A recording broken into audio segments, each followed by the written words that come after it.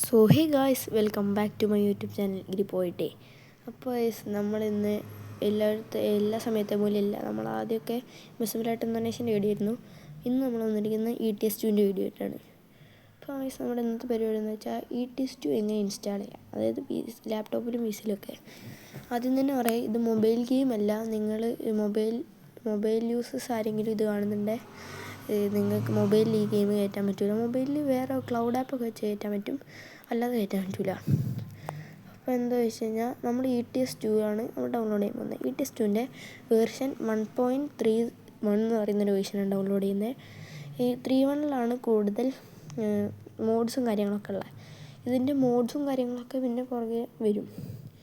അപ്പോൾ നമ്മുടെ ചാനൽ ആദ്യമായിട്ട് കാണുന്നവരുണ്ടെങ്കിൽ സബ്സ്ക്രൈബ് ചെയ്യുക. നിങ്ങളുടെ എല്ലാ കൂട്ടുകാരിലേക്ക് ഈ വീഡിയോ ഷെയർ ചെയ്ത് കൊടുക്കുക. അപ്പോൾ നമ്മൾ ഒരു വർഷത്തിന് മുന്നേ ആയിരുന്നു ലാസ്റ്റ് PC-യിൽ വീഡിയോ ഇട്ടേ. ആദ്യം തന്നെ പറയുന്നത്, എനിക്ക് നല്ല രീതിക്ക് ലാഗ് ഉണ്ടാവും. ഒരു സ്ക്രീൻ റെക്ക് എന്ന് പറയുന്ന റെക്കോർഡർ വെച്ചാണ് ചെയ്യുന്നത്. അപ്പോൾ അതിൻ്റേതായിട്ടുള്ള ലാഗും ഉണ്ടാവും. പിന്നെ ലാപ്ടോപ്പ് ഓൾറെഡി ലാഗാണ്. അപ്പോൾ എല്ലാവരും ഒന്ന് ക്ഷമിക്കുക. പിന്നെ ഞാൻ ഡിസ്ക്രിപ്ഷനിലൊരു ലിങ്ക് കൊടുത്തിട്ടുണ്ടാവും, അടുത്ത് നേരെ കയറാം. അപ്പോൾ നേരെ വീഡിയോ എടുക്കാം. അപ്പോൾ നേരെ ഡിസ്ക്രിപ്ഷനിൽ കൊടുത്ത ലിങ്ക് വഴി കയറുമ്പോൾ അത് ഇങ്ങനെയായിരിക്കും.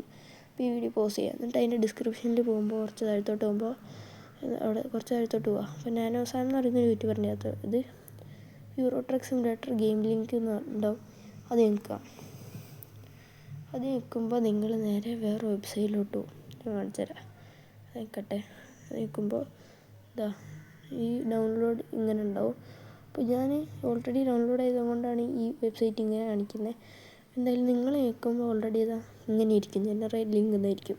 അപ്പോൾ ഈ ജനറേറ്റ് ലിങ്കിൽ വെറുതെ ഒന്ന് ഞെക്കുക. അപ്പോൾ ഈ അടിയിലെ ബ്ലൂ കണ്ടോ, അത് വരും. തൊണ്ടവേനുണ്ട്, സൗണ്ടൊക്കെ മാറും, എന്നാലും എല്ലാവരും ക്ഷമിക്കുക. എന്നിട്ട് നേരെ ഡൗൺലോഡിന് നോക്കുക. എന്നിട്ട് പിന്നെ ഡൗൺലോഡ് ചെയ്യിക്കുമ്പോൾ ഡൗൺലോഡ് സ്റ്റാർട്ടാവും. ഞാൻ ഓൾറെഡി ഡൗൺലോഡ് ചെയ്തുകൊണ്ട് ഞാൻ ക്യാൻസൽ ചെയ്യുകയാണ്. അപ്പോൾ എന്തായാലും ഞാൻ ക്യാൻസൽ ചെയ്തിട്ടുണ്ട്. നിങ്ങളത് ഫുള്ള് ഡൗൺലോഡ് ആക്കണം. നേരെ അത് ക്ലോസ് അടിക്കുക, അതിൻ്റെ ആവശ്യമില്ല. നേരെ ഫയൽ മാനേജർ ഓപ്പൺ ആക്കുക. നേരെ നിങ്ങൾ ഡൗൺലോഡ് ചെയ്ത ഫയൽ ഇവിടെ Euro truck simulator 2 V1.31 zip എന്നുണ്ടാവും. അത് ലെഫ്റ്റ് ക്ലിക്ക് ചെയ്യുക, റൈറ്റ് ക്ലിക്ക് ചെയ്യുക. എന്നിട്ട് നേരെ എക്സ്ട്രാക്ട് ചെയ്യുക. നിങ്ങളൊക്കെ വിൻറാർ വെച്ചായിരിക്കും ചെയ്യുന്നത്. ഞാൻ വിൻറാർ ഇൻസ്റ്റാൾ ചെയ്യാത്തത് കൊണ്ടാണ് ഇങ്ങനെ. എക്സ്ട്രാക്ട് ചെയ്യുക. ഓൾറെഡി എക്സ്ട്രാക്ട് ചെയ്തു. അപ്പോൾ ഇവിടെ വന്നിട്ടുണ്ടാവും യൂറോ ട്രക്ക് സിമുലേറ്റർ 2 V1. അപ്പോൾ അത് ഡബിൾ ക്ലിക്ക് ചെയ്യുക, ഓപ്പൺ ആക്കുക. പിന്നെ ഡബിൾ ക്ലിക്ക് ചെയ്യുക. ഈ സെറ്റപ്പ് പറയുന്ന ഒരു ഇതുണ്ടാവും, അത് ഡബിൾ ക്ലിക്ക് ചെയ്യുക.